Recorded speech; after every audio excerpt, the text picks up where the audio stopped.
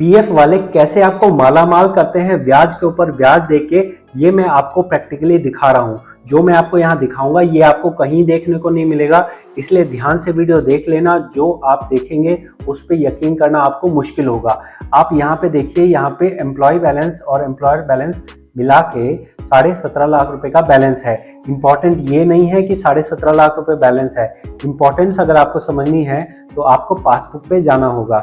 जैसे आप पासबुक पे टच करते हैं तो मेन जादू यहाँ पे आता है।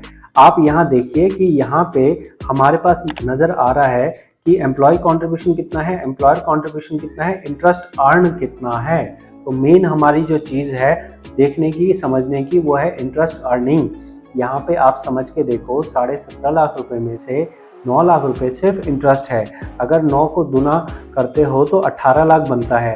तो आपका जो भी आपका पीएफ का बैलेंस है उसमें से आधे से ज़्यादा आपका इंटरेस्ट ही है। ऐसा क्यों हो पाया, इस चीज़ को समझते हैं। देखो, पीएफ के अंदर जो आपका कंट्रीब्यूशन है, एम्प्लॉय कंट्रीब्यूशन और एम्प्लॉयर कंट्रीब्यूशन, ये दोनों कंट्रीब्यूशन के ऊपर में आपका ओपनिंग बैलेंस होता है। ओपनिंग के बाद जो साल भर में आपने कंट्रीब्यूट किया वो होता है, उसके बाद आपको इंटरेस्ट मिलता है। ठीक है, जब इंटरेस्ट आपको मिलता है तो ये जो क्लोजिंग बैलेंस होता है, जो साल खत्म होने पे क्लोजिंग बैलेंस आता है, ये पूरा का पूरा एक अमाउंट बन जाता है। मतलब ब्याज के ऊपर आपको ब्याज मिलता है, और ब्याज के ऊपर ब्याज मिलने से क्या होता है, चक्रवर्ती ब्याज। आपने सुना होगा कि एक सामान्य ब्याज होता है और एक चक्रवर्ती ब्याज होता है। सामान्य ब्याज में क्या होता है कि अगर आपने किसी को 100 रुपये दिए हैं तो वो 100 रुपये पे अगर मान लो 2% का इंटरेस्ट रखा गया है तो आपको हर बार जो इंटरेस्ट मिलेगा वो 100 रुपये पे ही मिलेगा।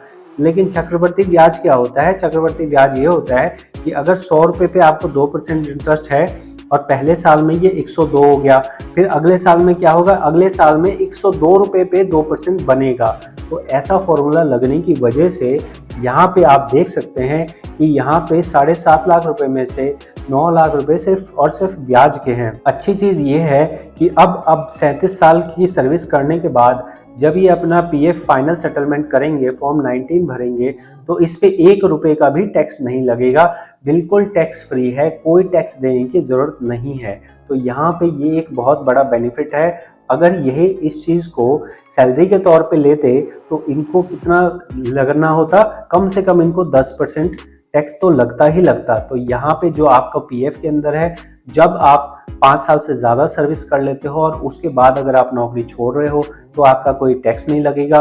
प्लस अगर आपने वहाँ पे पीएफ के अंदर पैसा जमा होने दे रहे हो, वो आप अभी नहीं निकाल रहे हो, तो आपको क्या होगा, तो आपका इंटरेस्ट के ऊपर इंटरेस्ट बनता रहेगा। लेकिन एक चीज़ समझिएगा कि अगर आपकी नौकरी ख़त्म हो गई है तो नौकरी ख़त्म होने के बाद आपको उसमें पैसा छोड़ना नहीं है। यहाँ पे आपके पीएफ के अंदर हमेशा नियम कानून बदलते रहते हैं और इस चक्कर में आप ज़्यादा इंटरेस्ट के चक्कर में पता चला कि आपका जो प्रिंसिपल अमाउंट है वही फंस गया। तो आपको ऐसी गलती नहीं करनी है। जैसे कि आपको मैं यहाँ एग्जांपल दिखा रहा हूँ। अब ये सोचो कि 17.5 लाख रुपए का पीएफ है तो भाई बंदे की वैल्यू होगी ना।